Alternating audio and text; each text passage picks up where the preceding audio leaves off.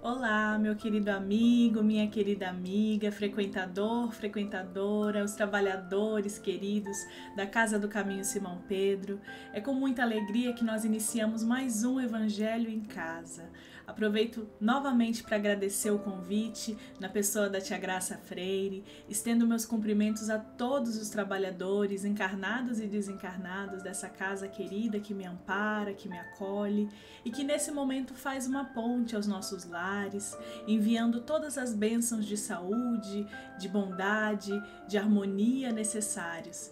E nesse momento nós vamos começar o nosso evangelho com um tema necessário, com um tema importantíssimo, que é a parábola da figueira que secou, que está lá no capítulo 19, A Fé Transporta Montanhas, dos itens 8 a 10. Caso queiram acompanhar, já peguem seu evangelho, já peguem a sua água também para magnetizar, que é tão importante nesse momento fazermos essa conexão com Deus. E o evangelho sendo um recurso essencial para que possamos mantermos próximos da espiritualidade e para que possamos também auxiliar a espiritualidade a nos ajudar. Então, nesse momento, vamos começar com uma mensagem inicial, como é de praxe, para que possamos também nos harmonizar e depois fazemos a nossa prece inicial, em seguida da leitura das passagens do Evangelho segundo o Espiritismo e já da interpretação e depois o encerramento com a prece e as vibrações finais. Então, vamos lá para o nosso momento de ler a nossa mensagem inicial. A mensagem que nós escolhemos hoje está lá no livro Fonte Viva, uma mensagem de Emmanuel que se intitula Pelos Frutos, uma mensagem muito interessante e que dialoga diretamente com o nosso tema do Evangelho de hoje. Então vamos lá, que ele diz assim: por seus frutos os conhecereis. Jesus, isso está lá em Mateus no capítulo 7, versículo 16. Nem pelo tamanho, nem pela configuração, nem pelas ramagens, nem pela imponência da copa, nem pelos rebentos verdes, nem pelas pontas ressequidas, nem pelo aspecto brilhante, nem pela apresentação desagradável, nem pela vestutez do tronco, nem pela fragilidade das folhas, nem pela casca rústica e delicada, nem pelas flores perfumadas ou inodoras, nem pelo aroma atraente, nem pelas emanações repulsivas. Árvore alguma será conhecida ou amada pelas aparências exteriores, mas sim pelos frutos, pela utilidade, pela produção. Assim também nosso espírito em plena jornada. Ninguém que se consagre realmente à verdade dará testemunho de nós pelo que parecemos, pela superficialidade de nossa vida, pela epiderme de nossas atitudes ou expressões individuais percebidas ou apreciadas de passagem, mas sim pela substância de nossa colaboração no progresso comum, pela importância de nosso concurso no bem geral. Pelos frutos os conhecereis, disse o Mestre. Pelas nossas ações seremos conhecidos. Repetiremos nós. Emmanuel. Muito linda essa mensagem, né? Uma mensagem necessária que nos faz realmente refletir acerca da nossa utilidade, do nosso sentimento de reproduzir as mensagens do Mestre de forma a também semearmos os seus conhecimentos e quem sabe também colhermos esses frutos com toda a sorte, com toda a necessidade que o nosso espírito entende. Então vamos nesse momento para a nossa prece inicial, nos harmonizar com a espiritualidade que nos acompanha, que está nesse momento adentrando aos nossos lares, fazendo morada em nossos corações e trazendo a nós os recursos necessários ao nosso aprendizado, à nossa calma e à nossa tranquilidade. Então, fechando os olhos, vamos imaginar a figura amiga de Jesus, à espera de um abraço carinhoso, que há tanto tempo estamos precisando e que nesse abraço nos acolhe, nos fortalece, nos dá o amparo de que tanto necessitamos. E assim, Senhor Jesus, no teu abraço bondoso, nós te agradecemos. Te agradecemos por mais uma oportunidade em que temos, com a lucidez dos nossos pensamentos, com o conhecimento da doutrina, que por mais que ainda seja tão raso algumas vezes, nós nos colocamos à disposição para o aprendizado, para mergulhar nas águas profundas das nossas consciências e alcançar as tuas mensagens há tanto tempo depositadas no nosso coração. Te pedimos, Senhor, que fique conosco durante esta hora, nos amparando, expandindo as nossas consciências, levando aos nossos familiares, amigos, parentes, colegas de trabalho, de estudo, todas as energias benfazejas que adentram o nosso coração e irradiam a todos à nossa volta. Fica conosco, Mestre amado, hoje e sempre. Que assim seja. Bom, então quem quiser acompanhar o nosso Evangelho, esse capítulo é um capítulo interessantíssimo, né? O capítulo 19, que Kardec vai nos trazer algumas passagens que falam da fé. Essa em específico é bem interessante porque não é uma parábola tradicional das que Jesus contava, não é com aqueles elementos de uma história, e sim de uma situação que aconteceu, que é narrado, né, no Evangelho, que nós vamos adentrar e nós vamos primeiro ver essa passagem evangélica para depois entender as interpretações de Kardec. E olha que interessante, tudo o que Jesus fazia, tudo o que ele falava, a todo momento o mestre trazia significações para os seus companheiros. E esse é um exemplo disso, né?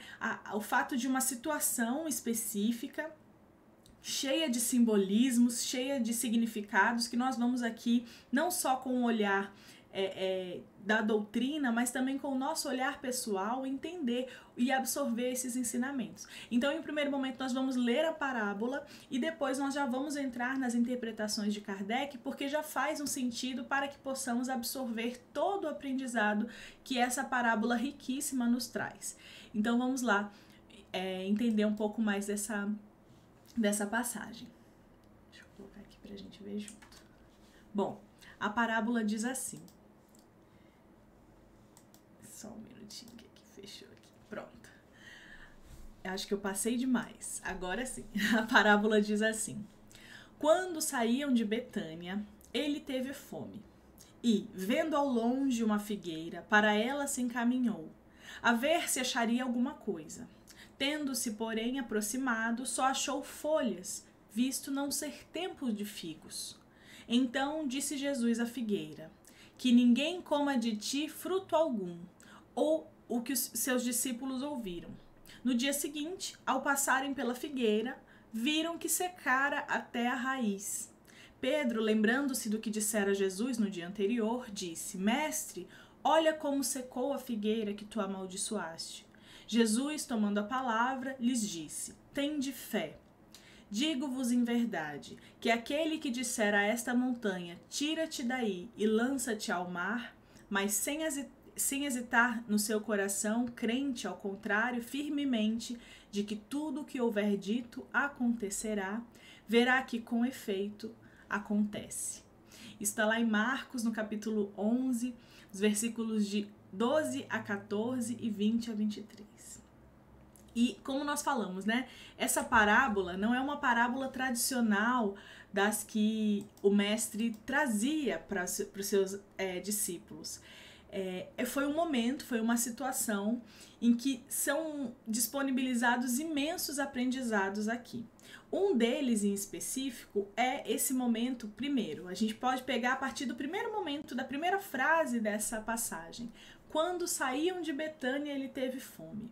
Então, Betânia era uma cidade próxima ali das caminhadas pela Galileia que Jesus peregrinava e tudo, mas assim, eram uns 3, 4 quilômetros mais ou menos de caminhada. Então, pode-se dizer que ele já tinha saído ali com a intenção de buscar algum alimento, né? Apesar de não ser tão longe.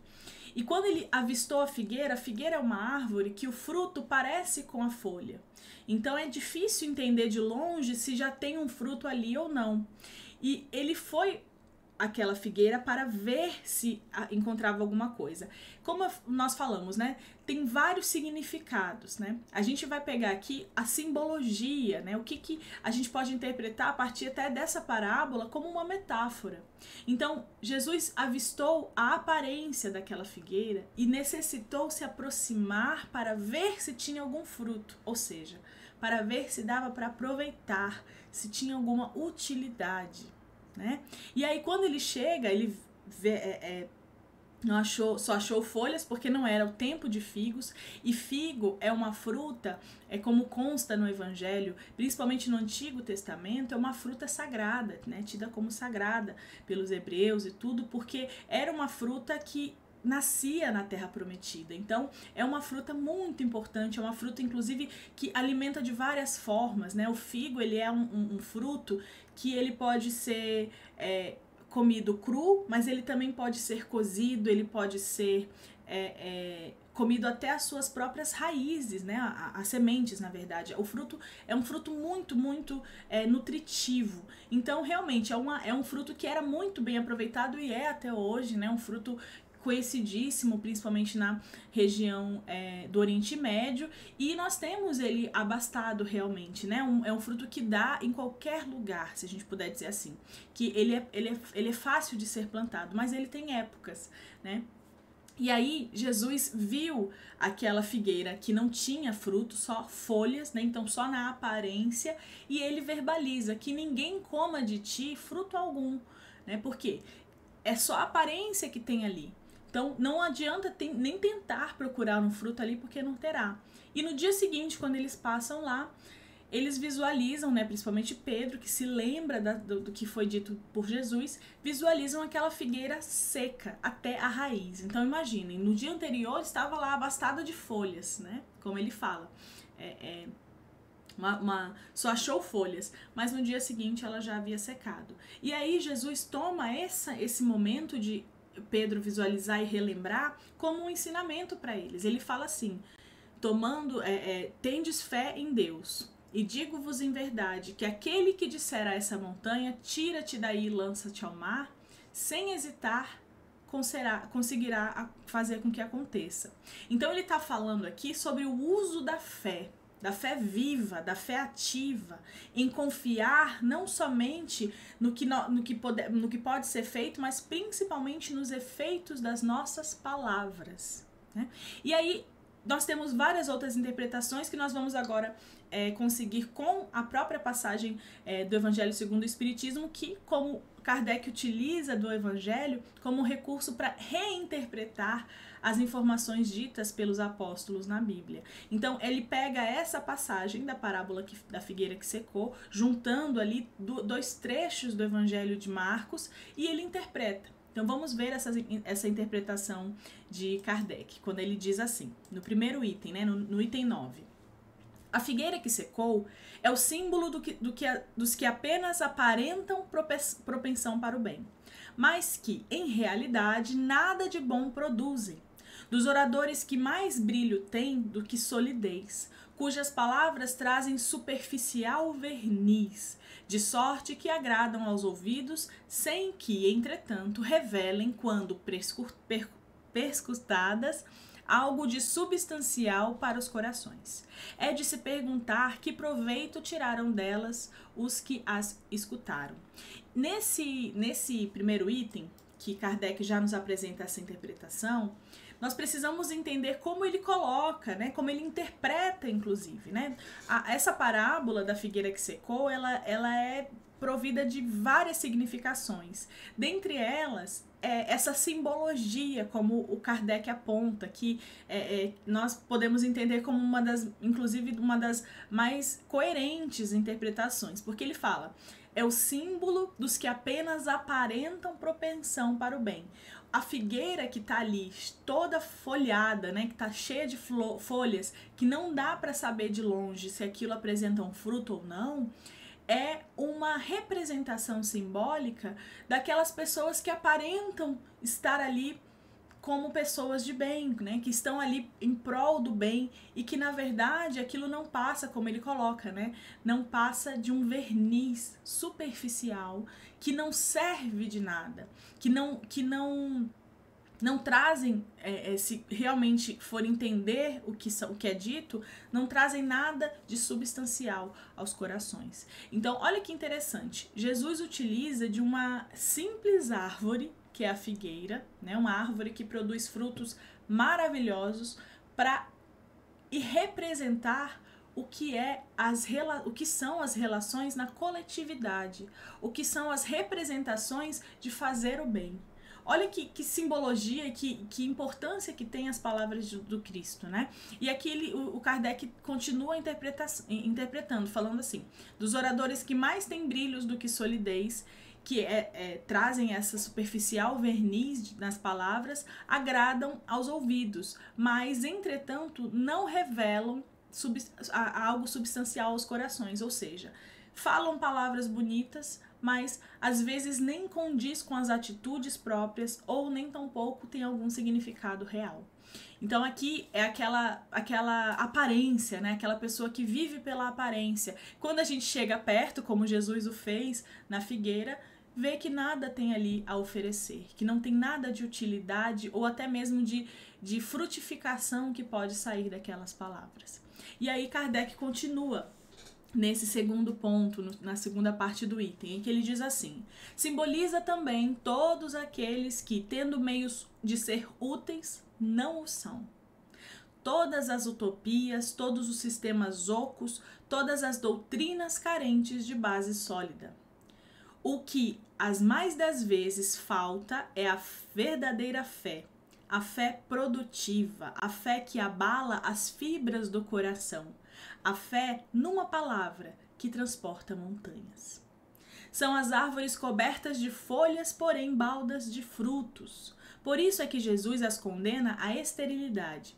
Porquanto um dia virá em que se acharão secas até a raiz. Quer dizer que todos os sistemas, todas as doutrinas que nenhum bem para a humanidade houverem produzido, cairão reduzidas a nada. Que todos os homens deliberadamente inúteis, por não terem sido postos em ação, os recursos que traziam consigo serão tratados como a figueira que secou. Interessante nós percebermos que Kardec, mesmo que de uma forma um pouco mais dura e necessária também, nos aponta o nosso senso de utilidade. Porque quando ele fala todos aqueles que, tendo meios de serem úteis, não o são, ele está nos dizendo, existem possibilidades a esses corações, mas não se fazem utilizados esses recursos, essas possibilidades, ou seja, é como a gente fala, jogar pérolas aos porcos, né? Ou seja, você está ali com todos os recursos, mas você não utiliza, às vezes por realmente indisciplina, às vezes por não querer, né, por não ter a vontade, e isso é uma das necessidades do espírito, né? A verdadeira vontade é o que move aquele espírito a fazer o bem. E aí é que ele fala, por isso que o que mais das vezes falta é a fé. E aí ele fala que fé é essa? A fé produtiva, a fé que abala as fibras do coração, a fé que transporta as montanhas. Então é a fé viva. É a fé que move e que se utiliza como um recurso não somente para acreditar, mas para fundar as esperanças necessárias para aquelas atitudes. É a fé que faz com que compreenda aqueles momentos de dor, por exemplo. Porque a fé é uma força poderosa que nos mobiliza, que nos impulsiona até mesmo no momento de sofrimento.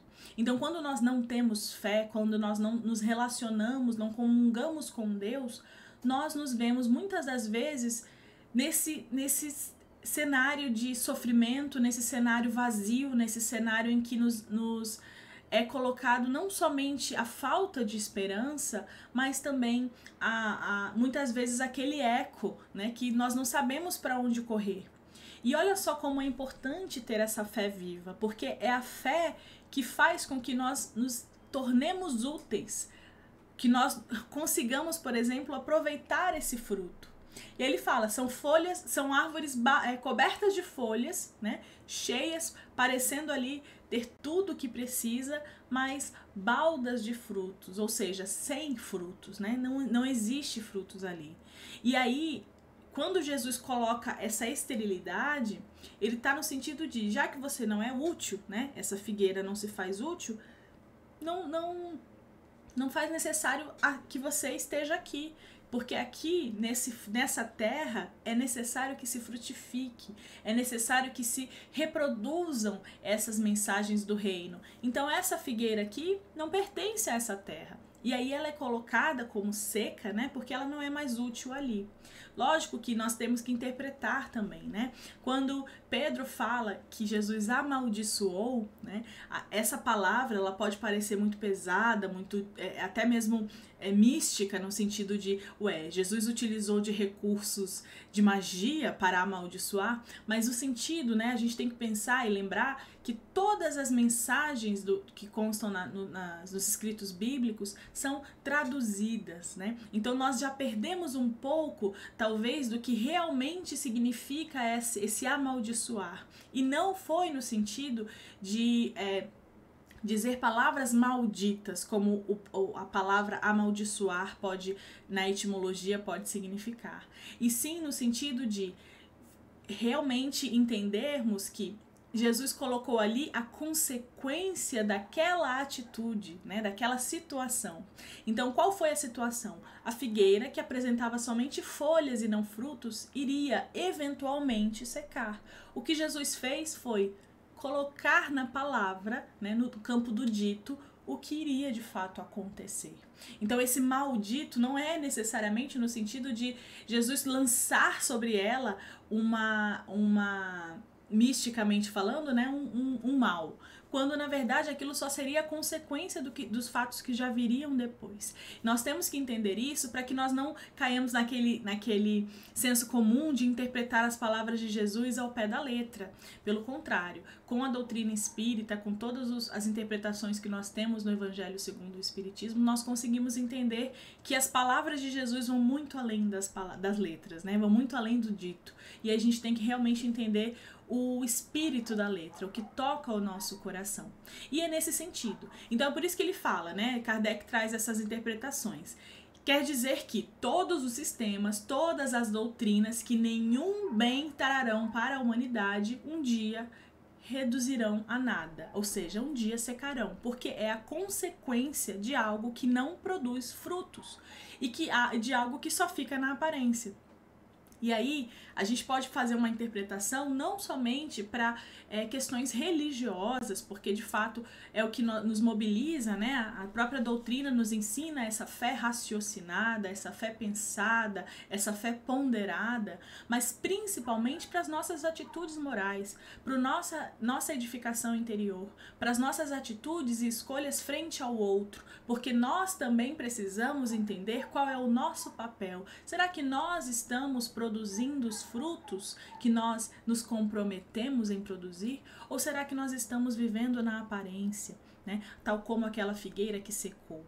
Será que nós esmorecemos ou será que nós prevalecemos? Então é importante nós entendermos que é sempre tempo de regar essa figueira, de colocar e abastecer de todos os recursos nutritivos necessários para o seu florescimento, para a sua frutificação.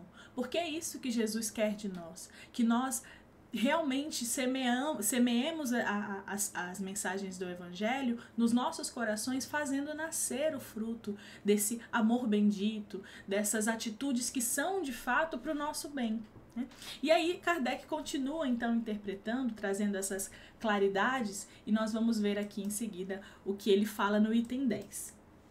Como ele diz assim: os médiuns são os intérpretes dos espíritos. suprem, nestes últimos, a falta de órgãos materiais pelos quais transmitam as suas instruções. Daí os serem dotados de faculdades para esse efeito. Nos tempos atuais, de renovação social, cabe-lhes uma missão especialíssima. São árvores destinadas a fornecer alimento espiritual aos seus irmãos. Multiplicam-se em números, para que abunde o alimento. Há-os por toda parte, em todos os países, em todas as classes da sociedade, entre os ricos e os pobres, entre os grandes e os pequenos, a fim de que em nenhum ponto faltem e a fim de ficar demonstrado aos homens que todos são chamados. Se, porém, eles desviam do objetivo providencial, a preciosa faculdade que lhes foi concedida, se a empregam em outras coisas, em coisas fúteis ou prejudiciais, se a põem em serviço dos interesses mundanos, sem em vez de frutos sazonados dão maus frutos, se recusam a utilizá-lo em benefício dos outros, se nenhum proveito tiram dela para si mesmos, melhorando-se são quais aquela figueira estéril. Deus lhes retirará o dom que se tornou inútil neles. A semente que não sabem fazer que frutifique e consentirá que se tornem presas dos espíritos maus. Então, olha que interessante como Kardec, também de uma forma muito direta, explica e interpreta, à luz da doutrina, quais são os recursos e quais são as utilidades dessa parábola. Então ele primeiro faz uma informação interessantíssima, necessária também para o nosso aprendizado. Os médiuns sendo os intérpretes dos espíritos. É como se a faculdade mediúnica provesse aquele coração encarnado o conhecimento de uma linguagem nova. Como é que funciona o trabalho de um intérprete? Ele sabe uma língua que é dita e ele traduz para outro coração que não fala aquela mesma língua. E o que ele dispõe do recurso? Do conhecimento daquela linguagem. Então, ele é útil naquele momento de traduzir aquela mensagem, aquela informação aos que precisam. O recurso que é utilizado pelos espíritos em um médium, por exemplo, na psicofonia, na psicografia, são os órgãos, né? É a questão anímica. Porque o espírito muitas vezes precisa só daquele choque anímico, só daquele contato com aquele coração encarnado para que ele desperte, por exemplo, na sua vida espiritual. E olha que interessante. Isso é um conhecimento que, enfim, daria outro evangelho, outra informação, mas o Kardec traz isso de uma forma muito pensada, né? Muito interessante também pensar que muitas pessoas nascem com essa faculdade, com esse recurso, né? A mediunidade, ela é um dom, mas ela não é necessariamente algo que seja diferente de outros corações que também atuam na mediunidade. Nós sabemos de personalidades, lógico, que tem uma importância e um trabalho muito mais reconhecidamente e de fato que nós temos na história, né, que são reconhecidos e legítimos no sentido de servirem inclusive para espalhar as mensagens da doutrina com mais amplidão, né, com mais abrangência, como por exemplo foi o coração de Chico Xavier, que nasceu com essa missão, que nasceu com esse voltado a esse objetivo de expandir os conhecimentos da doutrina espírita no Brasil, assim como muitos outros médiuns, inclusive Divaldo Franco e outros corações que nós conhecemos, né, e que cumprem esse papel com toda simplicidade e humildade. Esses corações já estão num grau que a utilidade de sua mediunidade é legítima e que fazem valer ao trabalho que lhes foi confiado. No entanto, outros corações que não necessariamente estão à frente de serviços grandiosos, como o trabalho de Chico Xavier, por exemplo, mas que também dentro de si precisam capacitar-se e se desenvolver, acabam muitas vezes se desviando, né? pelas nossas más inclinações, pelas nossas imperfeições, pela nossa moralidade, pela preguiça de trabalhar, pela falta de vontade de estudar. E nesse caso, é como ele coloca, né? É como se fosse lhes dado uma possibilidade e aquela possibilidade fica na aparência ou então não é nem tão pouco utilizada. E o que acontece? A providência divina retira essa faculdade. Se é lhe dado um recurso para um bem fazer e você mal utiliza aquilo, aquilo é retirado, aquilo é indisponibilizado. E é como ele coloca ali no ponto em que ele fala: multiplicam-se em números para que abunde o alimento, há em todas as partes, em todos os países, em todas as classes sociais, entre ricos e pobres. Então, os médiuns estão em todos os lugares. E aí ele fala, a fim de que nenhum ponto falte e a fim de ficar demonstrado que a todos os homens que todos são chamados. Mas, se, porém, eles desviam do objetivo providencial dessa faculdade que lhes foi concedida, se empregam em coisas fúteis ou prejudiciais, né? Se põem a serviço de interesses mundanos, né? De interesses materiais, de paixões terrenas, né? Se em vez de frutos sazonado dão maus frutos, ou seja, se fazem mal ao invés de fazer o bem, se recusam a utilizar em benefício do outro, né? Se nenhum proveito tiram dela para si mesmo, né? Melhorando-se com o recurso da mediunidade, são tal qual a figueira estéril. Então, é uma consequência das próprias atitudes aquela faculdade ser retirada.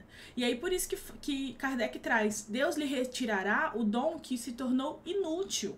Porque aquilo não é mais necessário ali, não naquele momento, não naquela situação, não naquelas circunstâncias em que está utilizando. Então, a mediunidade é apontada aqui como um recurso para que aquele coração saiba bem utilizar.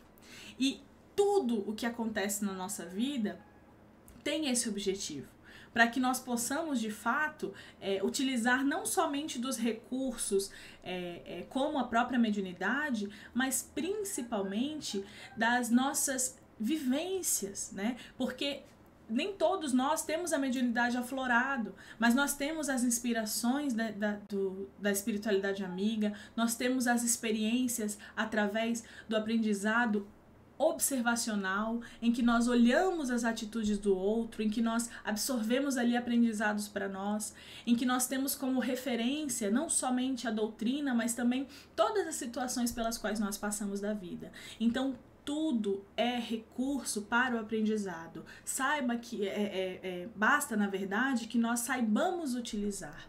Se nós temos aqui uma possibilidade, com a lucidez, né, com o entendimento da doutrina espírita, de fazer valer esse recurso em nossos corações, cabe nos questionar o que nos falta.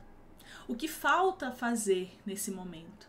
Qual é essa chave que eu preciso virar ou que eu preciso ligar em mim para que eu tenha coragem, força, vontade para agir? Não somente para mim, enquanto pessoa, né, para que eu me faça bem, mas principalmente para que eu faça bem ao outro, que precisa de mim, que muitas vezes se fortalece a partir das minhas atitudes, né? Então nós somos de fato espelhos do outro e nós precisamos imaginar o que nós queremos ver, né? E é isso, minhas amigas, meus amigos, o nosso estudo do Evangelho de hoje. Agradeço de coração novamente, né, o convite da Tia Graça e estendo meus cumprimentos, meus abraços a todos os trabalhadores e frequentadores da Casa do Caminho, uma casa querida que eu tenho muito carinho, que não vejo a hora de reencontrá-los novamente. Quando eu estiver em Manaus, com certeza farei uma visita e se for possível, né, nos abraçarmos, com certeza estenderei esses meus abraços a todos vocês. Então vamos à nossa prece final. Nos conectar novamente com a espiritualidade amiga, que nesse momento já está nos nossos lares, já está presente, esteve durante essa hora de aprendizado, de inspiração, que realmente nos faz pensar e nos inspirar nas nossas atitudes no dia a dia, nas nossas atitudes com o próximo, conosco mesmos e estendendo isso a todos os espaços sociais que nós convivemos, né? E vamos aproveitar também nesse momento para fazer as nossas vibrações, né? Que nesse momento, na prece final, é o momento em que a espiritualidade utiliza da assistência espiritual da Casa do Caminho, né? Os trabalhadores encarnados e desencarnados, a realmente levar a outros corações que necessitem desse auxílio.